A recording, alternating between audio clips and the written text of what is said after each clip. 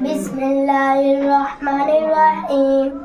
آج کا سبق نماز کے پہلے رکن یعنی قیام کا بیان۔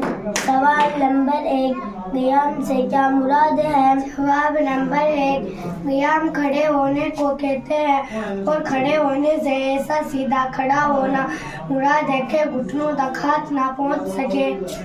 سوال نمبر 2، قیام کس قدر اور کس نماز میں فرض ہے؟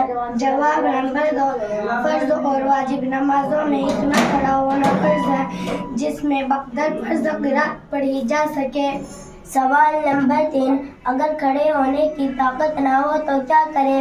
جواب نمبر 3، بیماری یا زخم یا دشمن کے خوف یا ایسے ہی کسی قوی عذر سے کھڑے نہ ہو سکے تو بیٹھ کر فرض اور واجب نماز میں پڑھنا جائز ہے۔ سوال نمبر 4، نفل نماز میں قیام کا کیا حکم ہے؟ جواب نمبر 4، نفل نماز میں قیام فرض نہیں، بلا عذر بھی بیٹھ کر نفل نماز پڑھنا جائز ہے، لیکن بلا عذر بیٹھ کر نفل نماز پڑھنے میں آدھا ثواب ملتا ہے۔